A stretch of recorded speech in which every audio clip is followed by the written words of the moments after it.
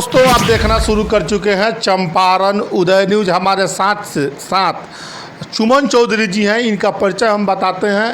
ये नल जल भूमिदाता अनुरक्षक संघ के प्रदेश में नेता हैं और अपना काम करते हैं। इन्होंने अपना ज़मीन माननीय मुख्यमंत्री नीतीश कुमार जी ने जब नल जल दिया था, नल जल योजना का जो लॉन्च किया था, इस योजना में इन्होंने अपना ज़मीन भी दान किया था। उस समय ये वार्ड सदस्य इनकी पत्नी दरिया छपड़ा ग्राम में दक्षिणी बरियारपुर पंचायत में है। अभी हमारी मौजूदगी भी यहीं है। हम इनसे बात करते हैं, बात करेंगे कि कैसे कैसे सरकार किस तरह नल जल योजना के लाई और नल जल योजना कहाँ फ्लॉप कर गया, जो वार्ड सदस्य के अंदर था या पहले या जो भी हो, इन सारे मुद्दे पर हम बात करेंगे। सबसे भाई पहले मेरे चैनल पर आपका स्वागत है। स्वागत है आपको भी और सभी दर्शक को भी। नल जल योजना के बारे में शुरुआत से बताइए आप। नल जल योजना में शुरुआत से क्या बताना है, क्योंकि आप भी नल जल के आपके घर पर नल जल हाला है। देखिए, नल जल तो मेरे भी ज़मीन में है और मैं लगातार 20 साल से वार्ड सदस्य भी रहा हूँ, उप मुखिया भी रहा हूँ। इस बार का चुनाव मैंने हार गया, लेकिन इस नल जल योजना जो था मुख्यमंत्री जी का बहुत ही अच्छी योजना और महत्वपूर्ण योजना थी और सब निश्चय के अंतर्गत, हाँ, 7 निश्चय के अंतर्गत। और यह इतनी अच्छी योजना थी कि आम जनता के लिए जो है प्रदूषण के पानी न पिए 400 फीट के पानी देने के लिए जो है बिहार सरकार ने इतनी अच्छी योजना लाई। लेकिन क्या हुआ कि कुछ कर्मचारियों ने इस नल जल को जो है भ्रष्ट कर दिया, सब बर्बाद कर दिया। जब यह नल जल योजना पंचायती विभाग में था, ग्रामीण का जो भी नल जल योजना है, तो पंचायती विभाग इसको चलाने में असमर्थ हो गया, नहीं चल पाया। तो अच्छा, क्यों नहीं चल पाया? वार्ड सदस्य पहले अनुरक्षक थे या भूमिदाता जो वार्ड सदस्य थे वो चला रहे थे, तो फिर दिक्कत कहाँ आई? और देखिए, जब नल जल योजना धरातल पर उतरा उस समय सभी नल जल चल रहा था। जब सम्राट चौधरी जी ने एक लेटर निर्गत करते हैं 29-35 लेटर 22/6/2021 को, और 22 में जब यह चुनाव होता है, अब पहले के जब वार्ड हार जाता है और नए नए वार्ड जीत करके जब आता है, तो उस नल जल पर जो है नए नए वार्ड सदस्य हावी हो जाते हैं। जब हावी होता है तो फिर उस परिस्थितियाँ क्या हो जाता है कि नल जल जो है कहीं न कहीं प्राइवेट ज़मीन पर है। जो पहले के वार्ड सदस्य थे उन्होंने जो है अपने ज़मीन में मजबूरी बस नल जल को बनवाया। जहां अपना ज़मीन नहीं था किसी वार्ड सदस्य को, तो बगल के किसी के दरवाजे पर नल जल बनवाया। और यह उस समय मौखिक रूप से कहा गया था कि अगर आप ज़मीन दीजिएगा तो नल जल में आपको एक नौकरी दिया जाएगा, नल जल के पंप ऑपरेटर बनाया जाएगा। मौखिक रूप से जो है यह बात कह करके और ज़मीन लिया गया। जब ज़मीन इस लालच में लोग दिया, तो वह जो है जब नए वार्ड सदस्य आए तो क्या किए कि उस नल जल पर हावी हो गए। और हावी होने के कारण क्या हुआ कि जिसके ज़मीन पर नल जल था वो नल जल चलाने नहीं दिया। स्वाभाविक है, मालिक के दूसरे के ज़मीन पर कोई वार्ड सदस्य कैसे जाकर नल जल चला सकता है। अगर आज आप वार्ड सदस्य हैं, कल नहीं रहिएगा तो कल फिर कोई और वार्ड सदस्य जीतेगा तो वो आएगा, उसके बाद फिर कोई और जीतेगा तो वो आएगा, लेकिन जो ज़मीन दिया है उसका क्या होगा, उसका क्या होना चाहिए? जब सुचारू रूप से बढ़िया ढंग से पहले से नल जल चलिए रहा था, तो क्या जरूरी था ये सब तेला बेला करने का? पहला चीज़। दूसरा चीज़ की कहीं ना कहीं वार्ड सदस्य के भी साथ तो धोखा हुआ। देखिए, वार्ड सदस्य के साथ क्या धोखा हुआ नहीं हुआ वह वार्ड सदस्य जाने और पंचायती विभाग जाने, लेकिन मेरी लड़ाई जो है उनको अधिकार दिलवाना है जिन्होंने अपना निजी ज़मीन दिया है और 4 साल 5 साल तक लगातार नल जल चलाने के काम किया है, मात्र 2000 रुपये के महीना पर, और वो भी 2000 रुपये का महीना जो है किसी को नहीं मिला है, जबकि नीतीश कुमार जी ने लगातार पैसा को भेजने के काम किया है। अच्छा, 151 करोड़ प्लस पंचायती राज विभाग से पीएचडी में पैसा हस्तांतरित होता है। पूरे बिहार में नल जल जो पंचायती राज विभाग में था, तो सरकार ने निर्णय लिया कि अब पीएचडी विभाग इसको चलाएगी, अपने देख रेख में करेगी।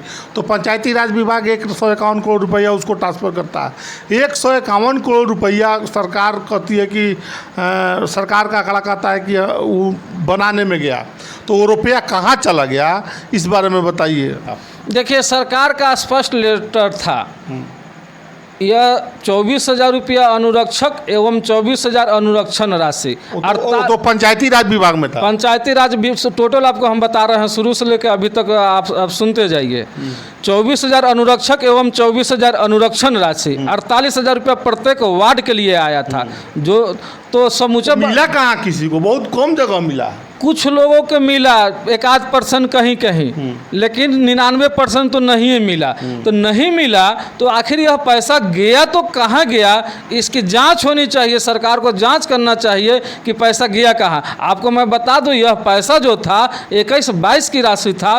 तो 21-22 की जब यह राशि था 48,000 रुपया, तो 21 में जो भी लोग थे नल जल में संलिप्त जो भी लोग थे उनको पैसा मिलना चाहिए ना। 21 बार नए वार्ड सदस्य तो 22 में आया है, तो 21 नहीं मिला चाहिए। तो 21 बाला के लिए जब सरकार का लेटर है कि 21-22 की राशि है, मार्च से मार्च जो है साल लगता है सरकार के। हाँ, तो यह तो 21 वाला को तो पैसा मिला, एक पैसा मिला नहीं। वह पैसा निकासी वार्ड सदस्य को हाथ में आया, कहीं 24,000 आया तो कहीं 48,000 आया। 24,000 मुखिया जी रख लिया, 24,000 वार्ड सदस्य रख लिया, लेकिन 21 में जो था उसको मिला नहीं। उसके बाद जब सरकार को लगा कि पंचायती विभाग जो है सक्सेस नहीं है चलाने में, तो सरकार ने एक लेटर निकाला था। उस लेटर में लिखा हुआ था कि वार्ड सदस्यों को ज्ञान के अभिज्ञता के कारण जो है नल जल पीएचडी विभाग को सौंपा जा रहा है। मतलब ज्ञान के अभाव है, तो ज्ञान का भाव ज्ञान क्या देगा? सरकार का ना था कि सरकार उनको प्रशिक्षित करते हैं। प्रशिक्षण के लिए भी प्रशिक्षित कहीं कहीं किया गया, वे भी गलत हुआ है। कौशल विभाग से प्रशिक्षण दिया गया, लेकिन सभी जगह नहीं दिया गया, सभी जिला में नहीं दिया गया। 1-2 जिला में कहीं कहीं दे दिया गया, उसके बाद में समाप्त कर दिया। ये भी गलत है। सभी जगह क्यों नहीं प्रशिक्षण होना चाहिए प्रशिक्षण ना। तो यह सरकार के पैसा को समझिए कि लूटा जा रहा है, लूट खसोट चल रहा है। तो मैं आपको बता रहा था पैसा के बारे में कि सरकार किस तरह से पैसा भेज रहा है। तो 48,000 का तो गायब हो गया पैसा, इसका कोई आता पता नहीं चला। हो गया पैसा कोई था। उसके बाद जब पीएचडी विभाग में यह नल जल गया, तो पीएचडी विभाग में भी हम लोग लेटर भी देखे और पेपर में भी खबर छपा हुआ था कि 1.5 अरब रुपया जो है राशि भेजा गया है कि पंचायती राज से पीएचडी विभाग में, पंचायती विभाग से पीएचडी विभाग में जाए या सरकार डायरेक्ट भेजे। लेकिन पीएचडी विभाग को तो पैसा मिला, चाहे जहाँ से मिले जैसे मिले, पैसा तो उनको मिला। तो यह 1.5 अरब रुपया जब पीएचडी विभाग में गया, तो यह 1.5 अरब रुपया कहाँ है, किसको दिया गया, कहाँ नल जल चल रहा है? कहीं नल जल चल रहा है क्या? बहुत जगह बंद है, बहुत जगह 80-85% नल जल बंद है। जब नल जल सरकार तो करे कि मेरा नल जल चल रहा है, और कागज पर नल जल चल रहा है। सरकार को पास जो है सिर्फ कागज दिखाया जा रहा है कि नल जल चल रहा है। सरकार को इसकी जांच टीम बैठाना चाहिए, जांच करना चाहिए कि जब नल जल बंद है तो 1.5 अरब रुपया कहाँ चला गया। और 1.5 अरब रुपया का हिसाब कहीं कोई देखा नहीं, जांच हुआ नहीं। तब तक देखिए ना, फिर लेटर आ गया है 10/6/2024 को। अच्छा, उस मुद्दे पर हम अलग से चर्चा करेंगे। आप इसको कौन रहने दीजिए, एक अलग बाइक चलेगा, उस पर हम चर्चा करेंगे। अभी जो आप चर्चा कर रहे थे उस पर करिए। क्या चीज़? जो सरकार पैसा हस्तांतरित कर रही है तो किसी को क्यों नहीं मिल रहा है? तो वही तो बात बता रहे हैं कि सरकार लगातार पैसा भेज रहा है ना। 23-24 21-22 के भेजा, 22 पैसा आ रहा है तो जा कहाँ रहा है? घोटाला हो रहा है क्या? घोटाला नहीं हो रहा था, क्या हो रहा है? सरकार यही तो बता रहे हैं कि सरकार को जांच करनी चाहिए। 21-22 का पैसा, 22-23 का पैसा, अभी फिर 23-24 का पैसा आ गया। लगातार पैसा आ रहा है और पैसा जा कहाँ रहा है? नल जल न चला। पीएचडी के विभाग के लोग फोन ऑन उठाते हैं आपका?